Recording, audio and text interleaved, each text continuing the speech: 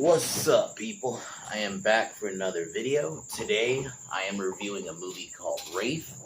This is a first-time watch for me. My friend Steve recommended it to me yesterday, and I figured why not check it out.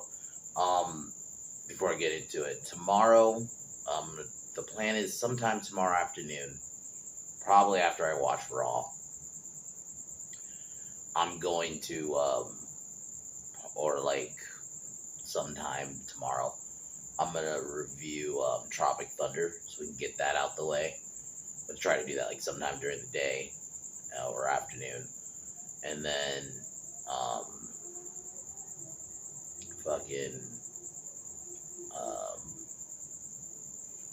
and then obviously in the evening I want to review Batman Returns, or Wednesday afternoon. It depends. I think I got to see, but I do want to at least plan on reviewing Batman, or watching it anyway. But so yeah, that's my schedule at least till tomorrow. But this is a movie that I was recommended, so I just went in blind. I just saw Charlie Sheen was in it, and to be honest, this is a great one. Very 80s, and I'm probably gonna title the video this. It's basically The Crow with a car. That's essentially what this movie is. It has a great soundtrack. Motley Crue, Ozzy Osbourne, Stan Bush, like really good. Bonnie Tyler, Billy Idol, like really good fucking soundtrack. Like, and it's basically The Crow. This kid, Charlie Sheen's character, hold on, I'm trying to, Jake, I think is his name. He ends up getting killed.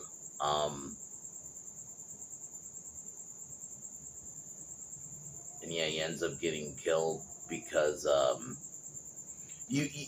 though you don't find out till later, because initially you just see this man in like a black outfit, and then in a black car just starts killing this gang. Because the movie opens up, this gang basically races you, and if you lose, they basically get to steal your car. Essentially, that's what it is. And basically, the gang members started getting targeted, and the thumbnail is going to be this scene. Sorry about that. Fucking A.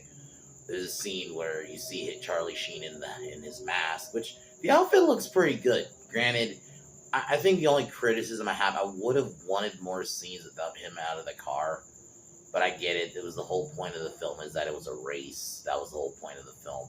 But I kind of would have liked more scenes of him just kind of going around killing people just outside of the car, but that's fine.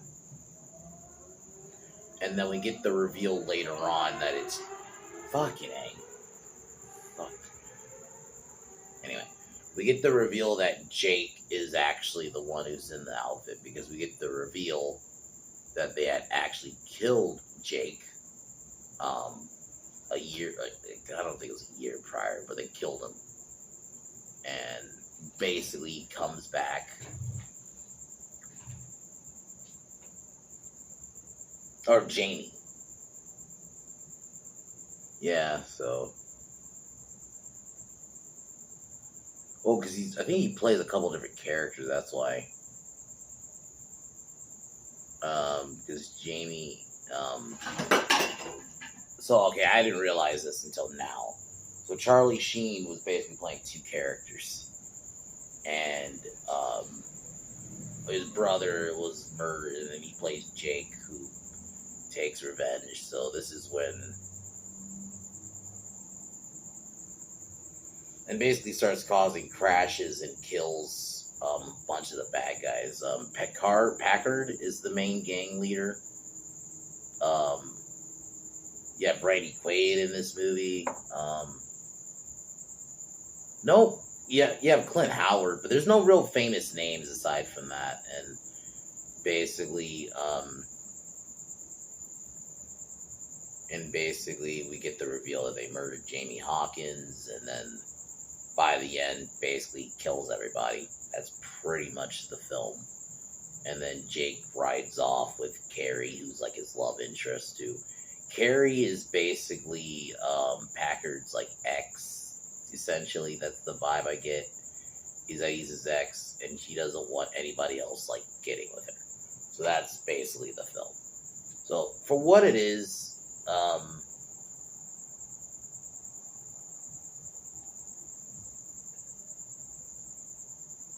Um, or no, they're not dating, but he basically views her as his property, essentially. Views her as her property, yeah. So, though Carrie, you could almost write out of the film. She's barely in it.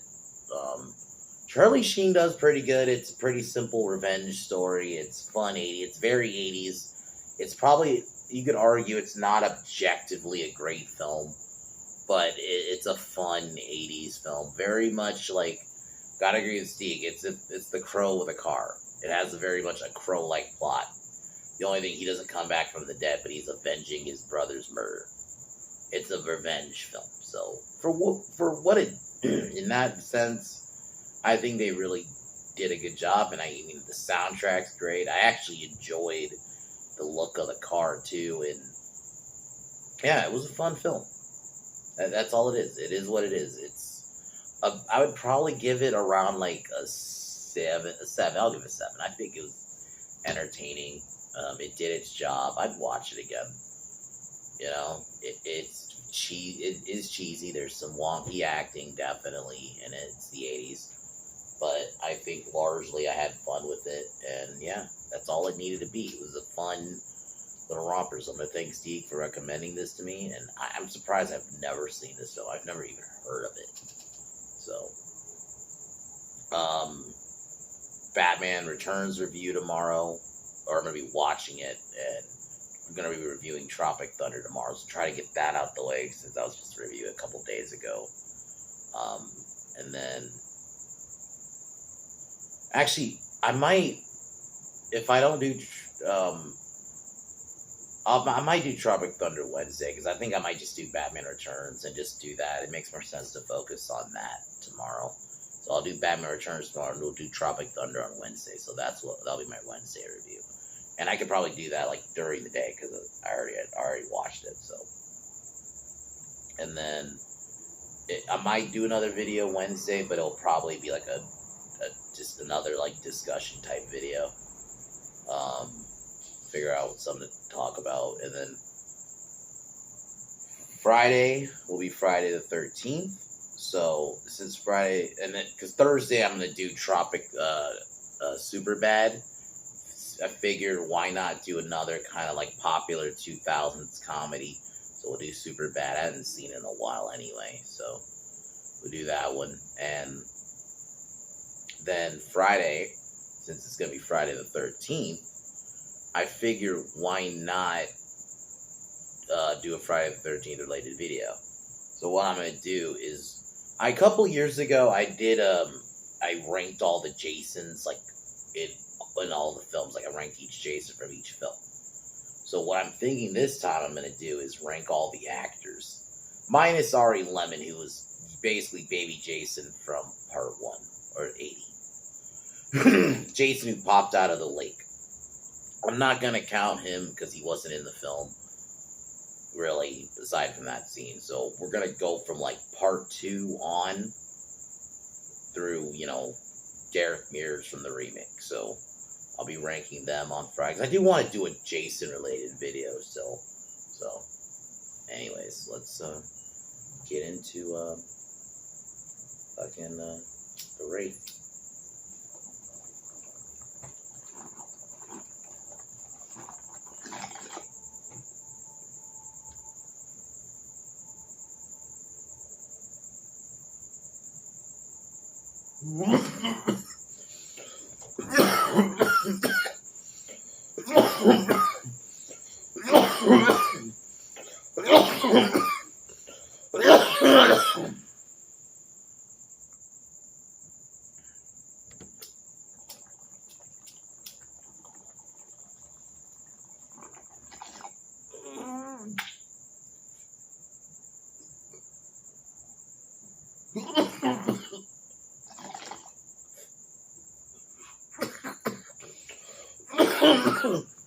Movie starts with we see Packard and his gang. Basically, they're a bunch of car thieves who basically they race people for the car. Intimidation because because the guy's just driving like his girlfriend. It's like a random guy.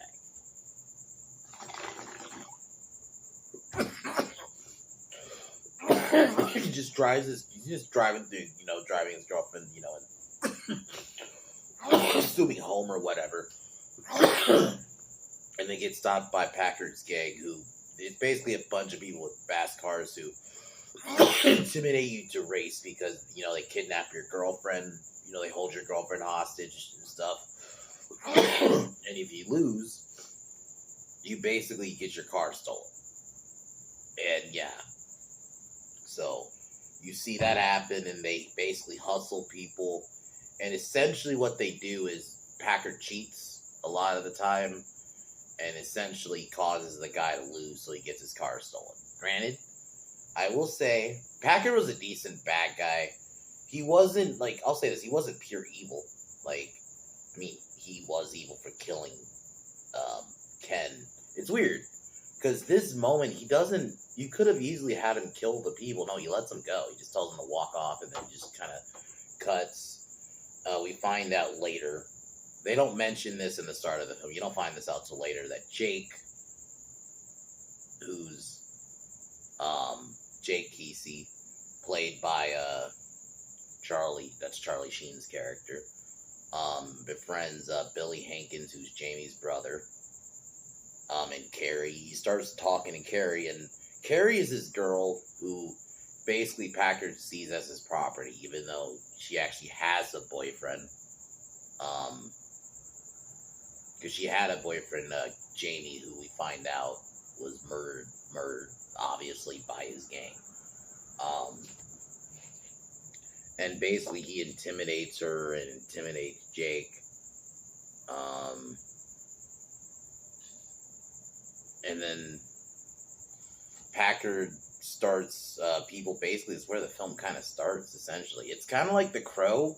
It does have, it's very much breakneck speed. He starts picking off the gang.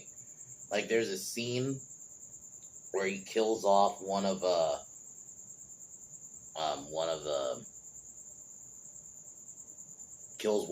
Packard's gang, basically causes one of them to get killed in a crash. And then there's a scene where the masked driver attacks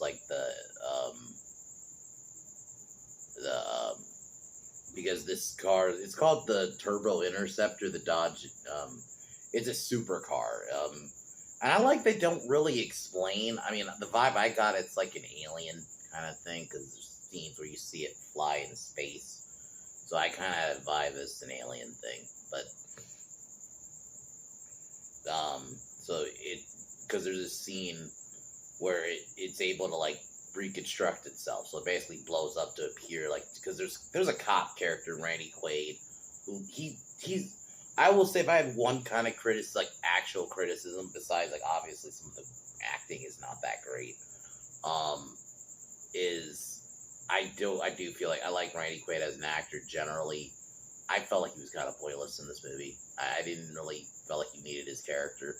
He almost really doesn't matter. I think it should have just focused on the revenge aspect. I didn't need this cop character. I just felt like, because there's a scene towards the end where you see him, he sees Jake, and obviously he deduces he's the guy in the mask, the motorcycle helmet. And I'll admit, the scene where Charlie Sheen shows up in the helmet and destroys Packard's factory, and he causes an explosion.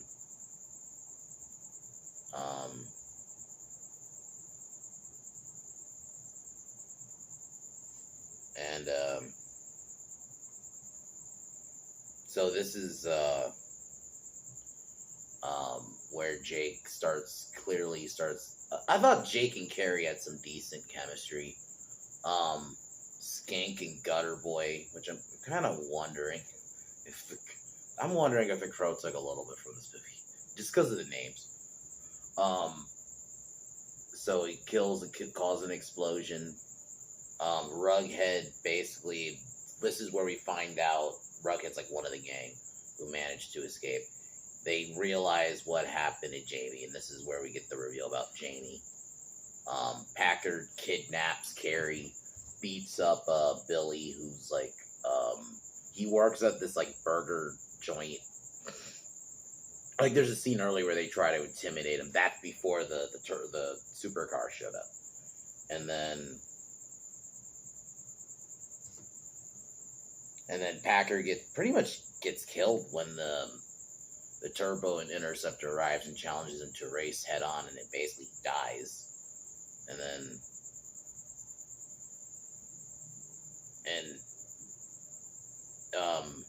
so we get the reveal later on that Jake basically is Jamie.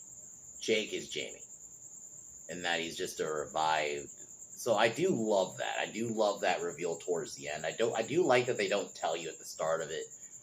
You find out later that Jake is Jamie. He's just reincarnated.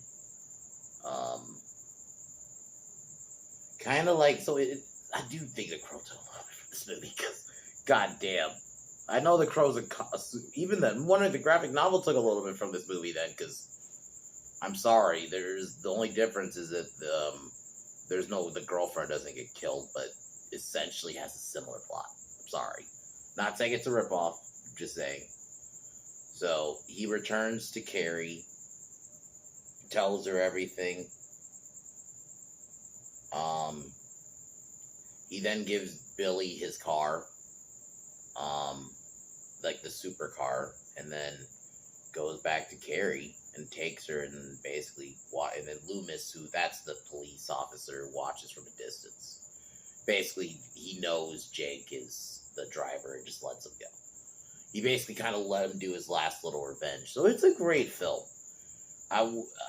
I personally love it. I think it's a fun little film. I'm surprised I've never seen it. I've never even heard of this movie. I really wonder now if The Crow is inspired by this movie, because I'm not gonna lie, there is some similarities. Because it really is The Crow with with a car. Because we don't find out till later that he's reincarnated. You think he's just some new character. So Packard's an okay bad guy. I mean, he's nothing special. Like, he's 80s bad guy, leader, gang leader. Loomis, as much as I like Randy Quaid, I didn't really need him in this movie. The soundtrack is fucking great. Very 80s. Hits hard. I mean, fucking Ozzy Osbourne. A lot of rock music. Like, it fucking fits the movie. So I love this movie. You know what I'm going to call it? I was going to title a video something else. I was like Crow with a car, but I might just say 80s Crow. Because that's pretty much what this is to me. This is the Crow, but in the 80s. I think that's what I'm going to title it. The Crow, but the 80s. Because it very much is. Even the soundtrack, it has very much a rock feel. Not like, you know how The Crow had grungy? This had like 80s kind of rock at the time. So this is very much to me The Crow, but 80s. So I'm going to title it that. But this is a good one. I definitely recommend it. I got to thank Steve for recommending me it, because I've never seen it. Charlie Sheen was good. It's a fun concept. It's just a fun 80s movie. It's not one of those I can really dissect. There's not a lot to dissect, you know? So, I'd give it a 7 out of 10. I'm definitely watching it again. It's one of Charlie Sheen's better films. And I actually love the aesthetic of it, too. That's the other thing. The film has a good aesthetic, really good cinematography. Like I said, some of the acting isn't great, and Packer could have been a little bit more intimidating as a villain, and some of like the reveal could have been a little bit better done, but aside from that, it's a good little film. Tomorrow, like I said, can't wait. Batman Returns, to me, one of the best Batman films. I love 89, but like I said, I mentioned, this is probably objectively a better film. I mean, has a better story. The dynamic between Keaton and fucking Michelle Pfeiffer is so fucking incredible. Like, and the thumbnail is gonna be that iconic shot of her on top of him. I mean, it just works. Danny DeVito.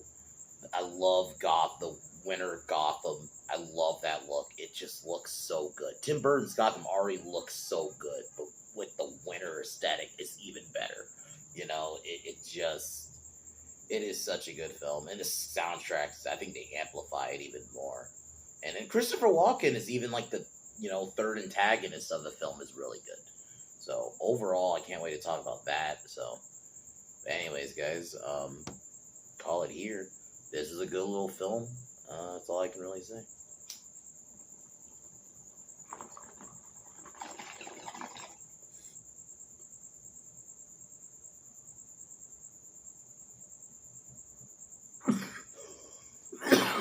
As usual, this Saturday, Pin Down Podcast. But yeah, guys, talk to y'all later. Peace.